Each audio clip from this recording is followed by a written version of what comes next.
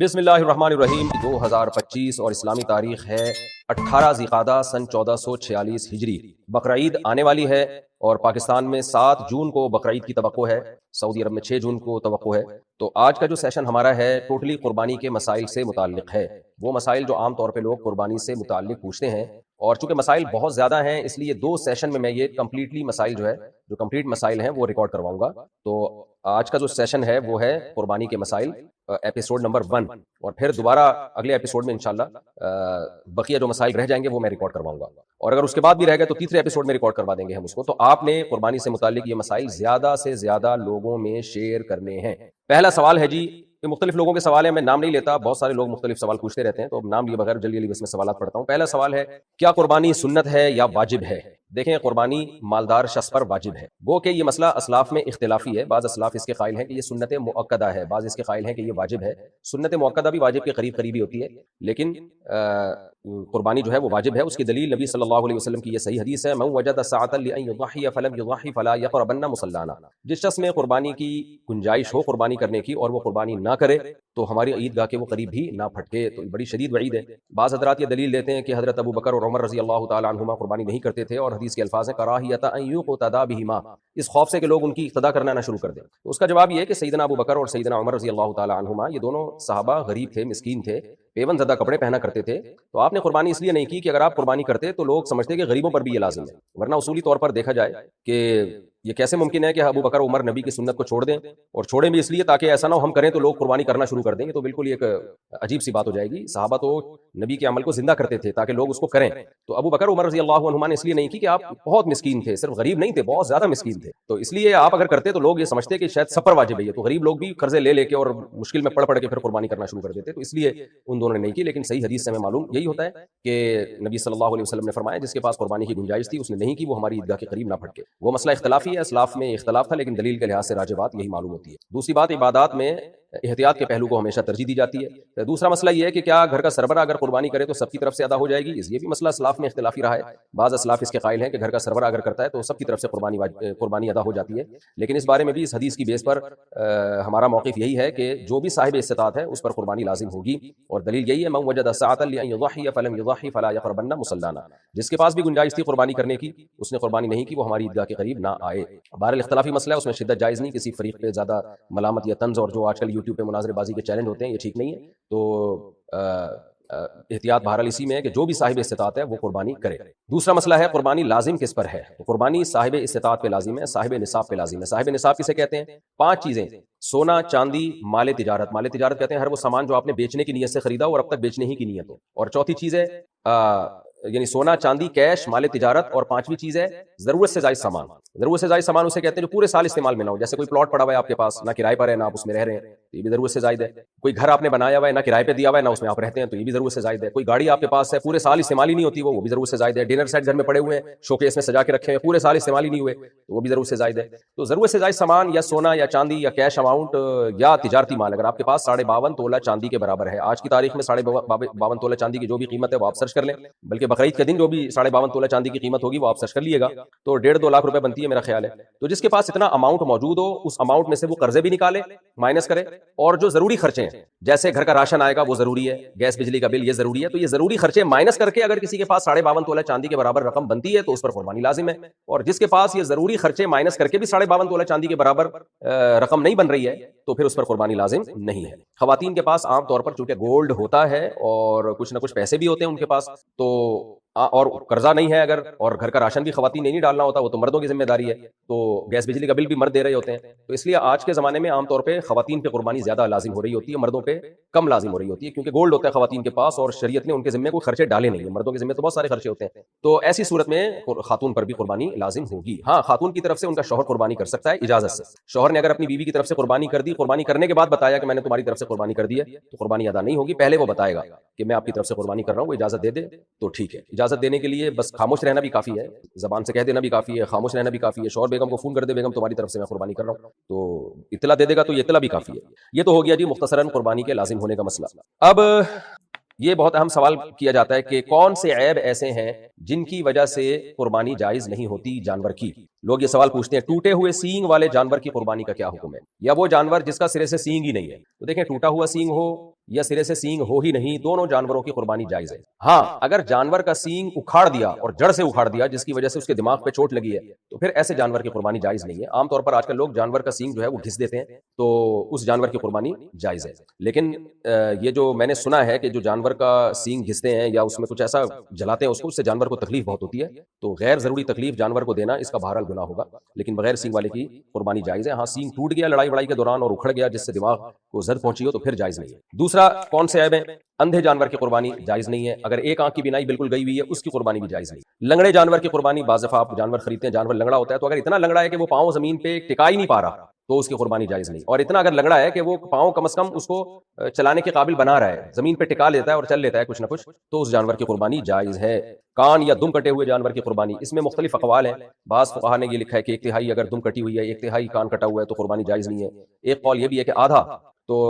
ہماری نظر میں راجح بات یہی ہے کہ اگر آدھا کان کٹا ہوا ہے یا آدھی دم کٹی ہوئی ہے تو پھر اس کی قربانی جائز نہیں ہے، آدھی سے کم اگر کٹی ہوئی ہے آدھی دم یا کان تو پھر اس کی قربانی جائز ہے۔ خراب تھن والے جانور کی قربانی، گائے کے 4 تھن ہیں، اگر 2 تھن خراب ہیں تو اس کی قربانی جائز نہیں ہے، اگر 1 تھن خراب ہے تو جائز ہے۔ بکری کے 2 تھن ہوتے ہیں، اگر 1 تھن خراب ہے تو قربانی جائز نہیں ہے۔ خصی جانور کی قربانی بالکل جائز ہے۔ بعض دفعہ یہ بھی ہوتا ہے کہ سوال پوچھا جاتا ہے کہ جانور کا کے خصیتین میں سے ایک خصیہ ہے تو بھی جائز ہے اس کی قربانی، بعض دفعہ جانور کے خصیتین پیدائشی طور پر نہیں ہوتے تو بھی اس کی قربانی جائز ہے۔ کتنا کمزور جانور ہو کہ جی اس کی قربانی جائز نہیں ہے، اگر جانور اتنا بڈھا یا اتنا کمزور ہو چکا ہے کہ اس سے بیچارے سے چلا ہی نہیں جا رہا اور وہ قربان گاہ تک بھی چل کے نہیں جا سکتا، آپ نے یہاں سے 10 میٹر دور تک لے کے جانا ہے اس کو قربانی کرنے کے لیے، تو وہاں بھی اس کو آپ اسٹریچر میں اٹھا کے لے کے جا رہے ہیں، اتنا کمزور ہو گیا تو بیچارہ پہلے ہی قربان ہو چکا ہے، اس کو مزید قربان کرنے کی کوشش نہ کریں آپ، اتنا ہو کہ چل سکتا ہو اپنے پاؤں پہ، تو جب تک اتنا ہے کہ اپنے پاؤں پہ چلنے کی اس میں طاقت ہے ایسے جانور کی قربانی جائز ہے۔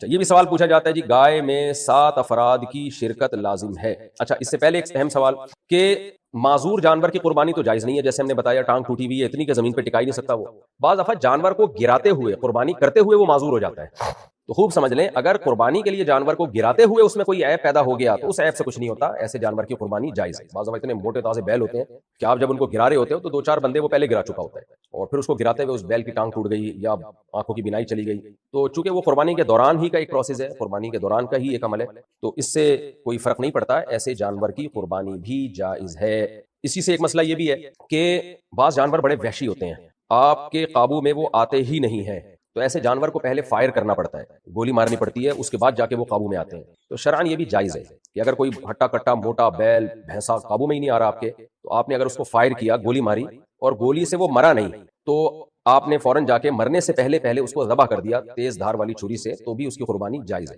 البتہ آپ نے اس کے گولی ماری اور گولی سے وہ مر گیا، آپ کے ذبح کرنے سے پہلے وہ مر گیا، تو پھر اب اس کی یعنی وہ قربانی آپ کی نہیں ہوئی ہے اور وہ گوشت بھی آپ کے لیے حلال نہیں ہے، وہ مردار کے حکم میں ہے، کیونکہ قرآن مجید نے الموقوذہ وہ جانور جس کو پتھر سے مارا جائے اس جانور کو حرام شمار کیا، تو گولی بھی پتھر ہی کی طرح ہوتی ہے، فرق صرف یہ ہے کہ ایک پتھر وہ ہوتا ہے جو آپ ہاتھ سے پھینکتے ہوئے، پتھر وہ ہوتا ہے جس کے لیے آپ ایک مشین استعمال کرتے ہیں تاکہ اس کی اسپیڈ بڑھ جائے۔ البتہ گولی اگر دھار والی ہے یعنی آگے اس کے تیز باریک نوک ہے جیسے تیر میں ہوتی ہے نوک، تو پھر دھار والی کوئی بھی چیز سے جب آپ جانور کا شکار کریں گے تو پھر شریعت نے ہمیں یہ آسانی دی ہے کہ اگر آپ نے وہ شکار بسم اللہ اللہ اکبر پڑھ کے آپ نے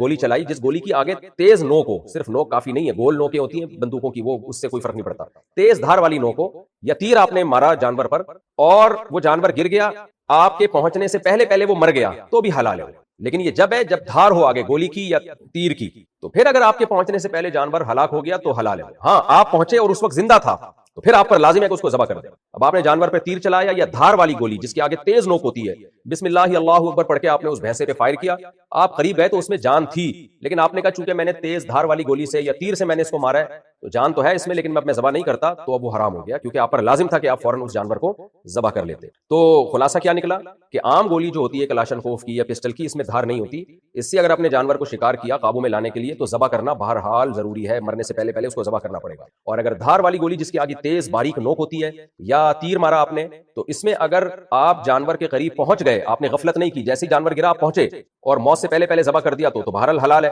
لیکن آپ کے ذبح کرنے سے پہلے وہ مر گیا تو بھی حلال ہے، لیکن اگر آپ نے غفلت کی، آپ نہیں گئے وہاں پہ اور اسے تڑپ کے مرنے دے دیا اپنی موت، پھر وہ حلال نہیں ہے۔ اور ایسا کر لینا چاہیے، آج کل بعض بیل اتنے تگڑے ہوتے ہیں پورے محلے کو انہوں نے عذاب میں ڈالا ہوا ہوتا ہے، خود ذبح ہونے سے پہلے پہلے وہ 2-4 بندوں کو ذبح کر چکے ہوتے ہیں. تو ایسے موقع پہ شریعت کی گنجائش سے فائدہ اٹھانا چاہیے، بجائے اس کہ لوگوں کی جانوں کو رسک میں ڈالا جائے. تو کسی فائر وغیرہ سے ایسے خطرناک قسم کے جانوروں کو شوٹ کر دینا تاکہ وہ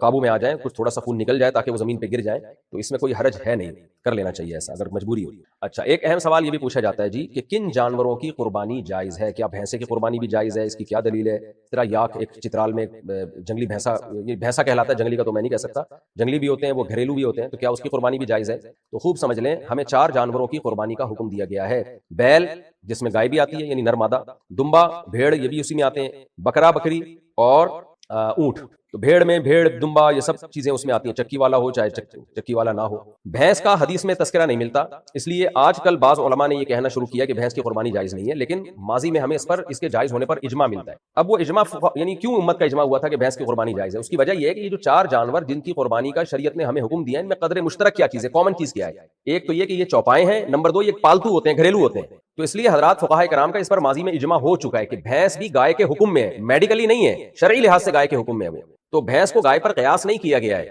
بلکہ بھینس کو قربانی کے معاملے میں لاحق کیا گیا ہے گائے کے ساتھ، یعنی گائے کی جنس میں شامل کیا گیا ہے، کیونکہ وہ بھی چوپایا ہے، بیسک منافع اس کے بھی وہی ہیں جو گائے کے ہوتے ہیں، بنیادی منافع، اور ہے بھی پالتو، یعنی جنگلی نہیں ہوتی ہے، گھریلو ہوتی ہے. اسی وجہ سے جنگلی بھینسے کی قربانی جائز نہیں ہے. اور اسی سے یاک کا حکم بھی آپ کے سامنے آ گیا. یاک جو ہے اگر پالتو ہے، گھریلو ہے، تو اس کی قربانی جائز ہے. اگر وہ گھریلو پالتو نہیں ہے بلکہ وہ جنگلی ہے، وحشی ہے، تو پھر اس کی قربانی جائز نہیں ہے. تو خلاصہ یہ نکلا کہ بھینس کی قربانی اس کے جائز ہونے پر بھی اجماع رہا ہے. تو بھینسا بھی آپ قربان کر سکتے ہیں، بھینس بھی کر سکتے ہیں، اور یاک بھی کر سکتے ہیں اگر وہ پالتو ہے، اور بکرا بکری وغیرہ تو سب کو معلوم ہی ہے. تو ان جانوروں کی قربانی بھی جائز ہے. البتہ ہرن کی قربانی، شتر مرغ کی قربانی یہ جائز نہیں ہے، کیونکہ یہ جنگلی جانور ہیں، اور شتر مرغ تو چوپایوں میں اس کا شمار ہوتا بھی نہیں ہے. اسی طرح یہ جو مارخور ہے، اس کی بھی قربانی جائز نہیں، کیونکہ یہ بکروں کی اقسام میں آتا ہے، لیکن یہ گھریلو نہیں ہوتے، یہ بلکہ یہ وحشی اور جنگلی جانور ہوتے ہیں. تو اس لیے مارخور کی قربانی بھی جائز نہیں ہے. جانور کی عمر کتنی ہو، یہ بھی سوال پوچھا جاتا ہے. کیا 2 دانت کا ہونا ضروری ہے؟ بالکل ضروری نہیں ہے. گائے اور بیل میں 2 سال کا ہونا ضروری ہے. یعنی آپ بقرعید کے پہلے دن اگر کوئی گائے یا بیل ذبح کر رہے ہیں